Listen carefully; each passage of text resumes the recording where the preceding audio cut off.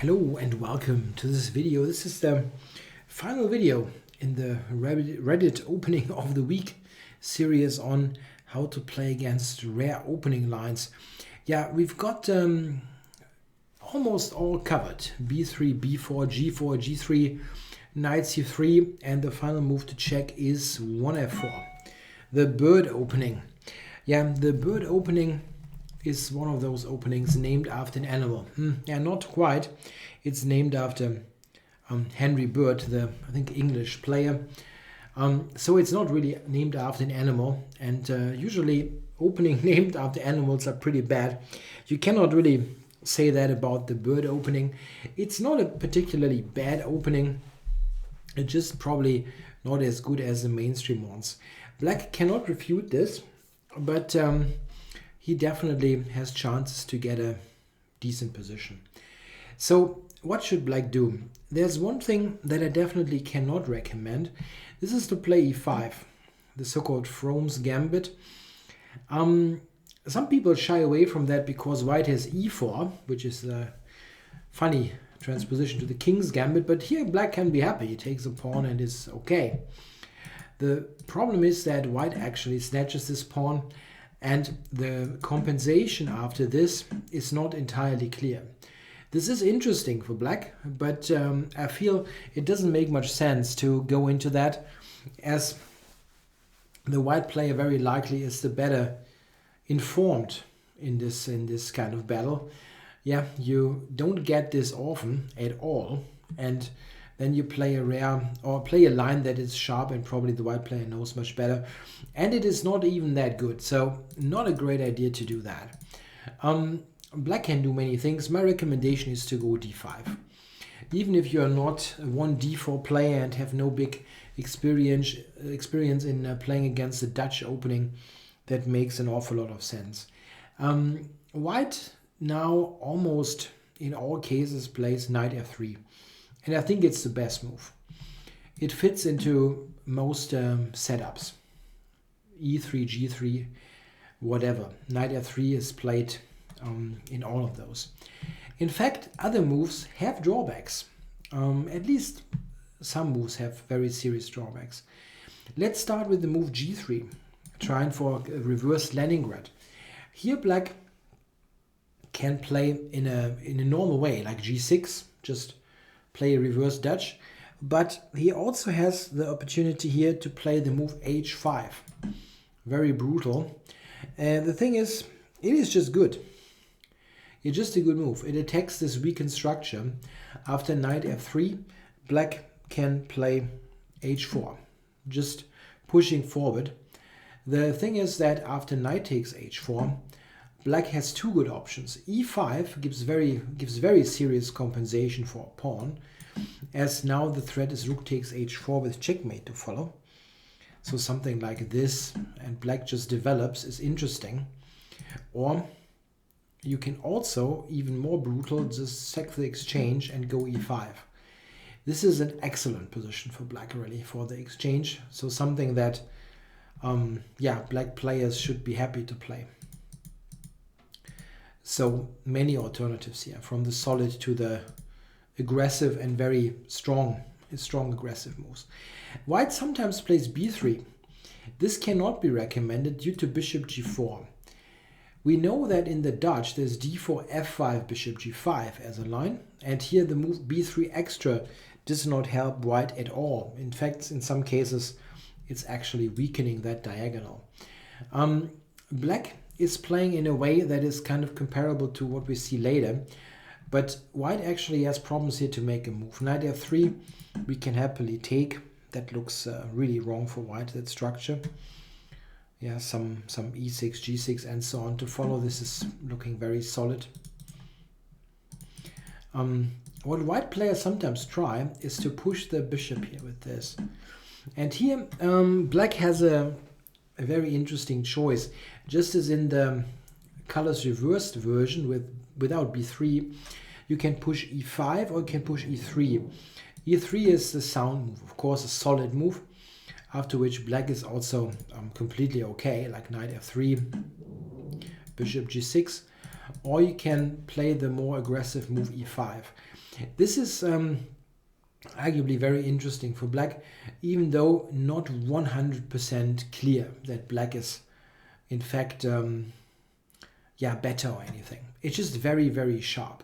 For example, something like let's say bishop g2, bishop g6, f5, can check. And go for something like that. It's really very hard to evaluate position, but black is not in bad shape at all. However, there's nothing wrong with going e6 here if you really happen to go into or land into this position, which is quite a rare thing to happen, I guess. What else is there? White can go e3, which probably has some very likely transposes to some knight f3 and then e3. So my recommendation is just knight f6 and play bishop g4 next, just as I recommend to play against knight f3. It is very likely to transpose. If white is neglecting the d4 square like this, you can think about this move. It's not a bad option to gain some space. So the by far main move by white is knight f3. And here I have two recommendations actually. One that I won't look at in much detail because it is not so necessary. If you play 1d4 and you play against the Dutch defense with the fianchetto, you can very easily just go g6 here. Yeah, and play a reverse Dutch. There is absolutely no point in white's extra move. It's just like, it's the same opening. One move doesn't really make much of a difference, and you can, a tempo, I mean, doesn't make much of a difference. So you can easily just play the setup that you play against the Dutch here, a tempo down.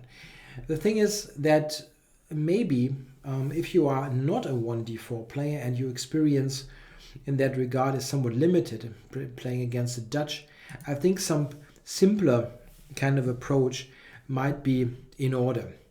And the move I suggest there is bishop to g4. Just develop the bishop there. And the idea that black has is pretty simple. In many cases, he will take on f3 and try to push e5, like knight to d7 and e5. This is the general idea. Black fights for that e5 advance. This kind of setup was, I think shown in books a couple of times, but I remember it from back in, let's say, 1989, 1988, when a book in German was published called Kasparov's Chess Openings, or Kasparov's Schacheröffnungen in German, which presented an overview of Kasparov's opening repertoire. And they somehow found, I think it was a simultaneous display game or something like that, where Kasparov played in this way against f4. And back then, I liked this setup and have played it ever since in Blitz Chess or whenever it happened to occur. I think I only got f4 one or two times in tournament chess, very rarely. And this is still a very good setup. I've checked it in the database. It's perfectly viable. So what happens now? White usually decides to play e3 here, or in some cases playing d4, g3. There are many moves, but things that need some special attention. Knight e5, this move to attack our bishop. What are we doing? The bishop has to move again, probably to h5. You can also go to f5, of course. One important point is that we will kick out that knight with some kind of f6.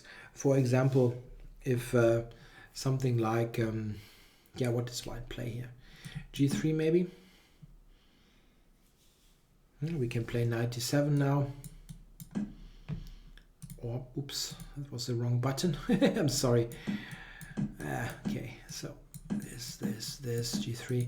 You can also just go f6, and send him back like this, and then play knight c6, queen d7, castles long, this kind of thing. It just, we just play chess now. It's not a big deal. what white has done here is pretty eccentric. Yeah, f4 and moving the knight twice. We shouldn't worry about that too much. What they normally do is, after bishop g4, is move e3. We should look at g3, however, and after g3, black has a decent choice. He can just continue to develop with like e6, or you can also take if you like. This is also not a bad setup at all. Yeah, to make white's pawn structure look a little bit awkward and now put most pawns on light squares. It's a very sound strategic decision.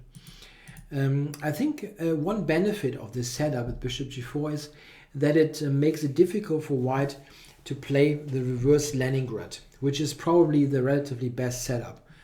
If black plays like g6 here or c6, then I think g3 is white's best possible setup. In the Leningrad Dutch tempo up is probably rather equal. Yeah, I mean, in many other lines, I think white is actually in danger of being slightly worse, while the Leningrad is quite decent to tempo up.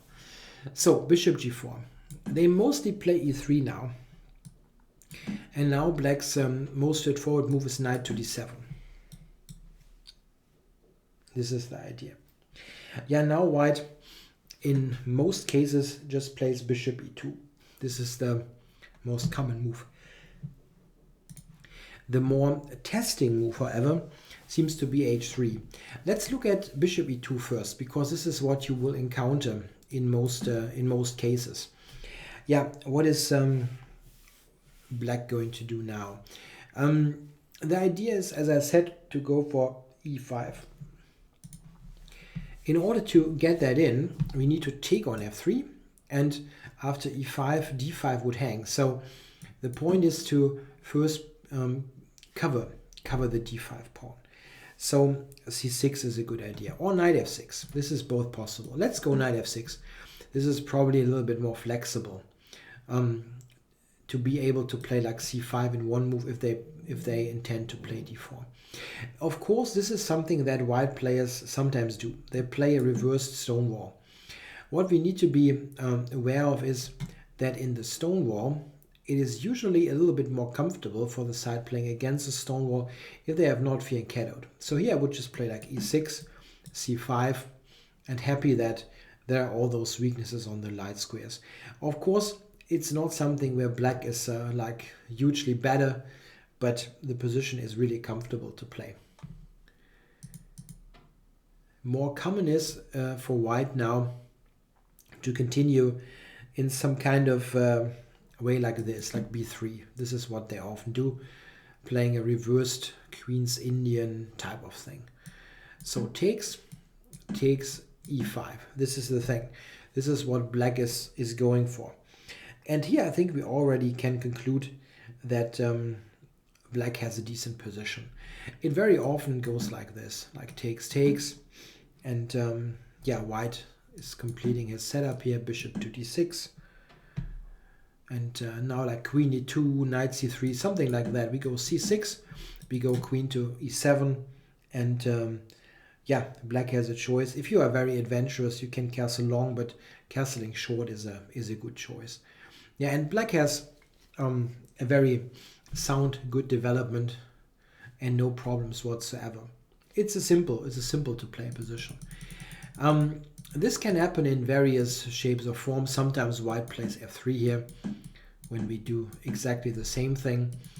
What white sometimes tries is to play this before we get an e5, but I think a position like that is fairly easy to play when black can try to challenge the e5 knight quite quickly. It's a simple to play opening like that. The most testing move is actually the move h3. Takes. And now we face a very important decision. That pawn is just hanging. And the thing is, if black now plays knight g to f6, looking very normal, then white actually has an interesting move that might promise him some kind of initiative, the move g4. This is really important to know. If white gets this in, we have some kind of tricky choices to make. I wouldn't like to play a position, let's say like e6, g5, and something like this. And when this maybe comes, e4 comes, it's not easy. White has lots of space. So the critical thing is probably to simply ignore the attack on the pawn. What black can do is he can play the move e5. This is, I think, the only thing to remember out of this whole opening complex with bishop g4, that you can sacrifice this pawn. If white is not taking the pawn, then we happily play knight gf6 and cover it.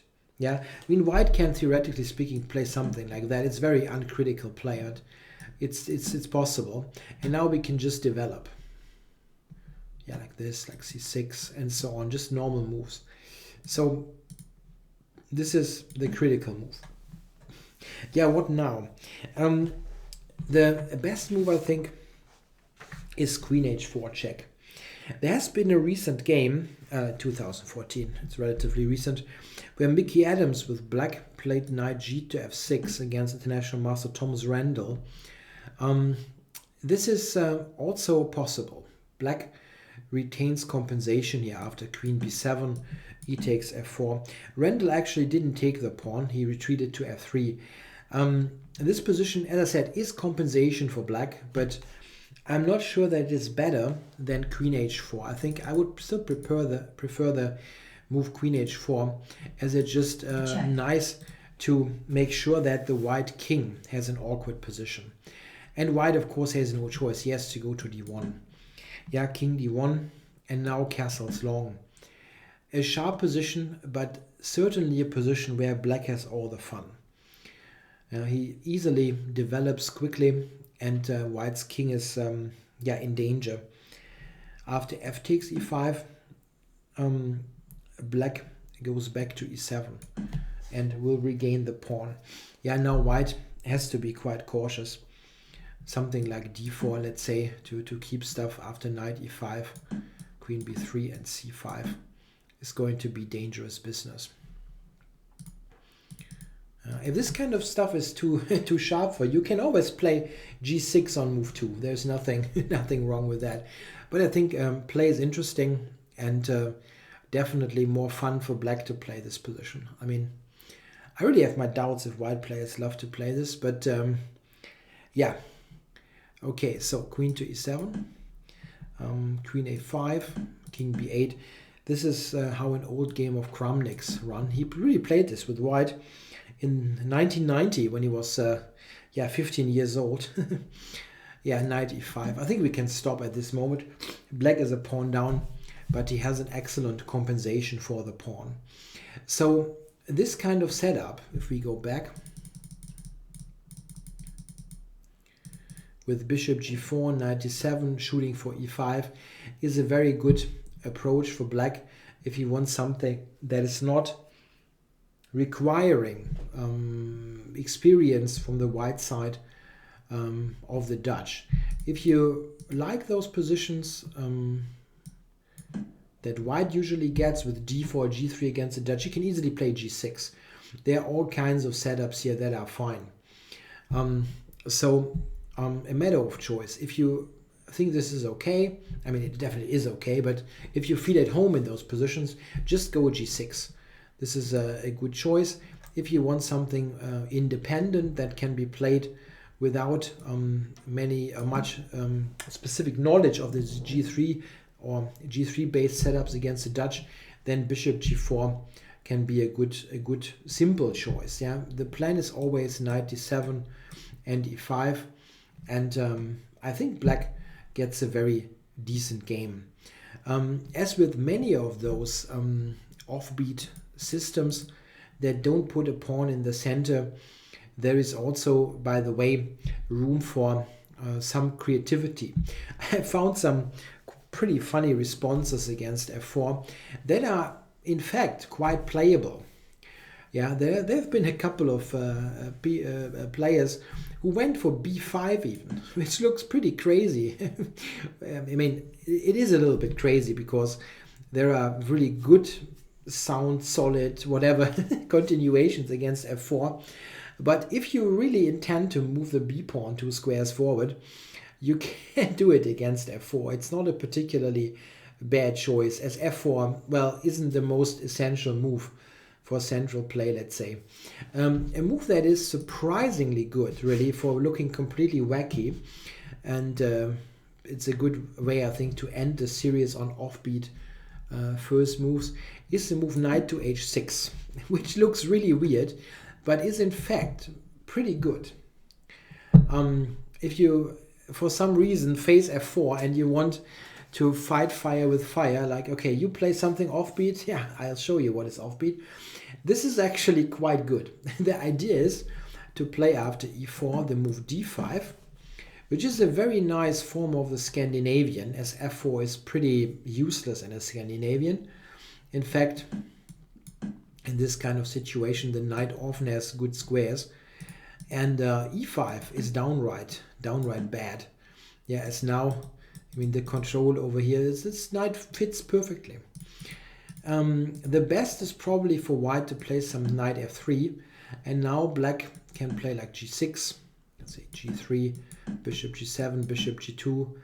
Yeah, and at some point here, probably black should put something in the center. But if he does, like d5, we are all of a sudden in some very valid main line, reverse Dutch, as g3, bishop g2, knight h6 is perfectly fine there. I have to answer the door, but I'm also finished with the video.